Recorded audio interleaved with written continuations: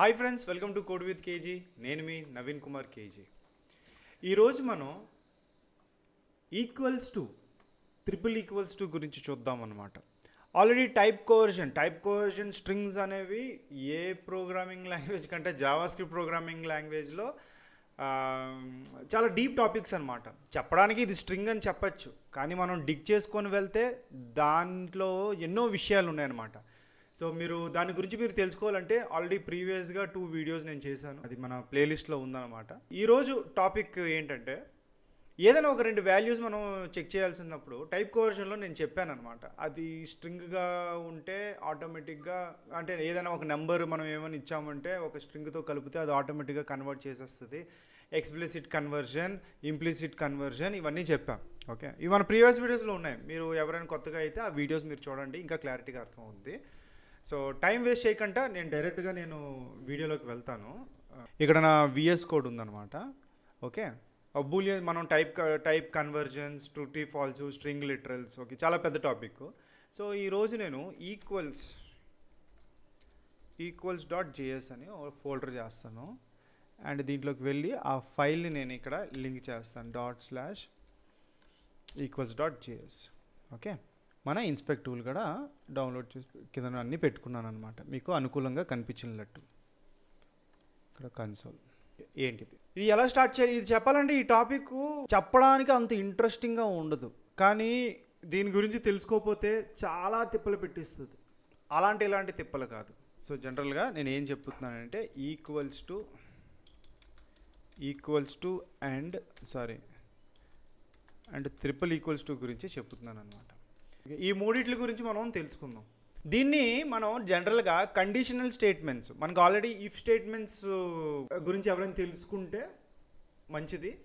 So ఈ +, triple గురించి నేను ఈరోజు ఎక్స్ప్లెయిన్ చేయబోతున్నాను. ఓకే, దీని ఒక ప్రియారిటీ ఏంటి, దీని ఇంపార్టెన్స్ ఏంటి, జనరల్గా ఇది మనం ఇఫ్ స్టేట్మెంట్స్లో వాడతాం అనమాట. ఓకే, ఫర్ ఎగ్జాంపుల్ నేను ఇక్కడ ఏజ్ ఈజ్ ఈక్వల్ టు, ఇప్పుడు ఒక జనరల్గా let age is equal to 18 అని పెట్టుకుంటా. ఓకే, దీన్నే console.log ఏజ్ అని నేను డిస్ప్లే చేసుకుంటా. ఈ డిస్ప్లే చేస్తే ఇక్కడ చూసారా బ్లూ కలర్లో ఉంది, నాకు 18 అని వచ్చింది. దీన్నే ఉట్నే ఇంకొక వేరియబుల్గా పెట్టుకుంటాను, ఎస్ అని పెట్టి, అండ్ దీన్ని డబుల్ కోట్స్లో పెట్టుకుంటే, అండ్ దాన్ని ఇక్కడ ప్రింట్ చేస్తాను, ఇక్కడ SH.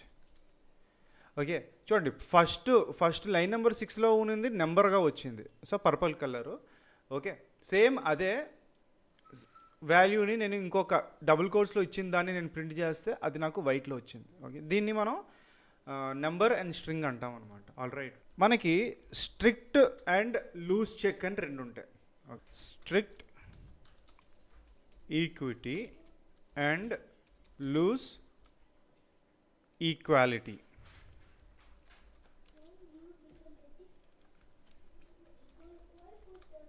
Okay, strict equality and loose equality 2 topics ఉంటాయి, దానికి సంబంధించింది అనమాట ఈ +, మళ్ళీ ట్రిపుల్ ఈక్వల్స్ టు.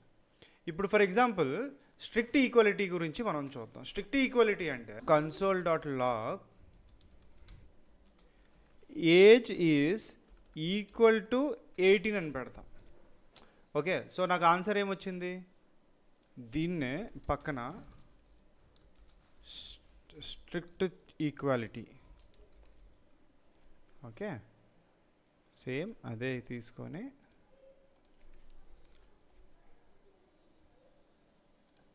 ఇంకోటి తీసేస్తాను, లూజ్ ఈక్వాలిటీ. ఓకే, ట్రూ ఉందన్నమాట. చూసారా, సేజ్ 18. ఓకే, చూడండి, ఫస్ట్ వాల్యూ 18. ఓకే, ఏజ్ అనేది 18 అనమాట. సెకండ్ దాంట్లో స్ట్రింగ్ అనమాట. నేను ఈ 3 కంపేర్ చేస్తున్నాను. First age is a number. దీంట్లో ఏంటంటే స్ట్రిక్ట్ ఈక్వాలిటీలో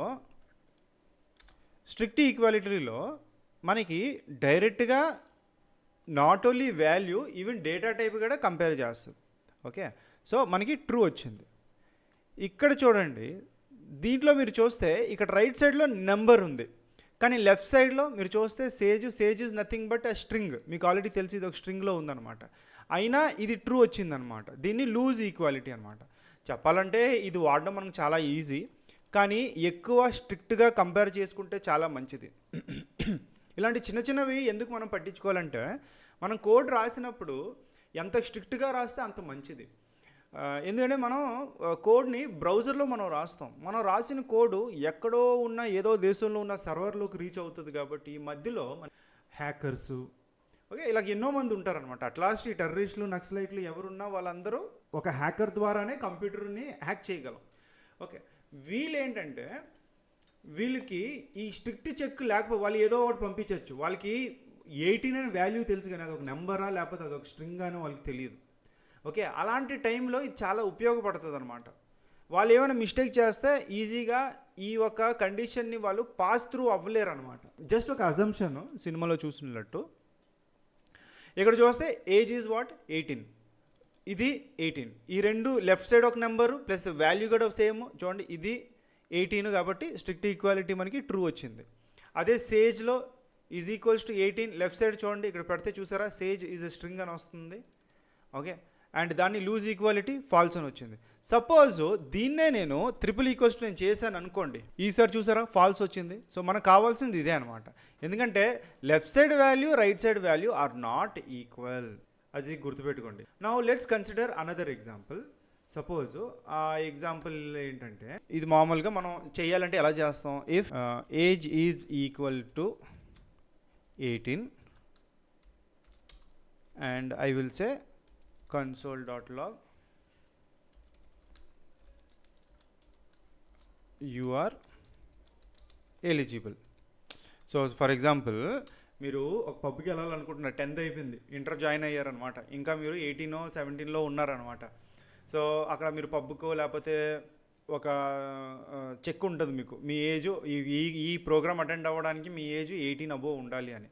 అప్పుడు మీ ఆధార్ కార్డ్ అవన్నీ చూస్తారు. కానీ ఏంటంటే ఇప్పుడు ఫ్యూచరిస్టిక్గా ఆటోమేటిక్ స్కానింగ్స్ అన్నీ వచ్చాయి కాబట్టి ఆ స్కానింగ్ చేయగానే మీ ఏజ్ ఐడెంటిఫై చేసేస్తుంది అనమాట.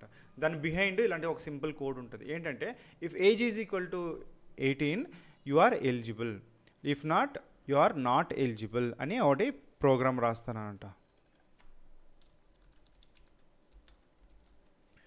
నాట్ ఎలిజిబుల్, నాట్ పెద్దగా పెడదాం. ఓకే, సో ఈ ఏజ్ అనే వాల్యూ ఏముందో, ఓకే, దీన్ని నేను ఈ 18 ఉంది కదా, దీన్ని PROMT ప్రాంప్ట్ అని పెట్టి ఇక్కడ ఎంటర్ యువర్ ఏజ్ అని పెడతాం. చూడండి, ఇప్పుడు నేను క్లిక్ చేయగానే నాకు ఇక్కడ ఒక బాక్స్ వస్తుంది. చూడండి, ఎంటర్ యువర్ ఏజ్ వచ్చింది. ఇప్పుడు ఏంటి 16 అని పెడతాం. 16 అని పెట్టగానే ఓకే పెట్టుకొని యు ఆర్ నాట్ ఎలిజిబుల్ అని వచ్చింది. ఓకే, సో ఈ ప్రోగ్రామ్ ఏముందో, if age 16 is equals to 18, first కండిషనే ఫాల్స్ అనమాట. అందుకే యు ఆర్ నాట్ ఎలిజిబుల్ అని వచ్చింది. మళ్ళీ రీలోడ్ చేస్తాను, ఈసారి నా ఏజ్ 18 అని చెప్తాను. ఓకే అని పెడతాను. అయినా యు ఆర్ నాట్ ఎలిజిబుల్ అని వచ్చింది. ఎందుకు చెప్పండి? బికాస్ ఇక్కడ ఈ ప్రాంప్ట్ ఉంది కదా, ఫస్ట్ వీడియోలో నేను చెప్పాను, ఈ ఏజ్ చూడండి ఇక్కడ ఉండండి. ఫస్ట్ ఆఫ్ ఆల్ ఇవి ఓకే, ఈ ఏజ్ అన్నిటికంటే ముందు console.log టైప్ ఆఫ్ అని పెడితే అది ఏ డేటా టైపో మనకు తెలుస్తుంది అనమాట. టైప్ ఆఫ్ ఏజ్ అని పెడతాను. ఇప్పుడు 18 అని ఆన్సర్ ఇస్తా.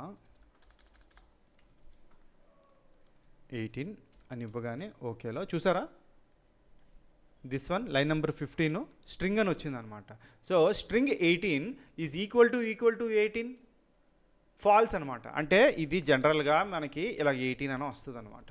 సో దట్ ఏజ్ అనేది చూడరా తమ్ముడు, నువ్వు లెఫ్ట్ సైడ్లో స్ట్రింగ్ ఇచ్చావు, వాల్యూస్ రెండు సమానమే, కానీ 18 అనేది ఒక string. So right side value అది మ్యాచ్ అవ్వట్లేదు అనమాట. రైట్ సైడ్ ఒక నెంబర్ ఇచ్చావు, సో రెండు ట్రూ కాదు. అందుకే నేను యు ఆర్ నాట్ ఎలిజిబుల్ అని నేను ప్రింట్ చేస్తున్నాను. కంప్యూటర్ డిసైడ్ చేసుకుంటుంది అనమాట. ఓకే, సో స్ట్రిక్ట్ ఈక్వాలిటీ గురించి మీరు తెలుసుకోండి. ట్రిపుల్ ఈక్వల్స్ టు ఇస్తే చాలా మంచిది. ఓకే, అదే డబుల్ ఈక్వల్స్ టు ఇచ్చామనుకోండి, చూడండి ఈసారి 18 అని ఇస్తా. చూడండి యు ఆర్ ఎలిజిబుల్ అని వచ్చిందనమాట. Okay, because only value check చేస్తుంది కానీ డేటా టైప్ చెక్ చేయట్లేదు.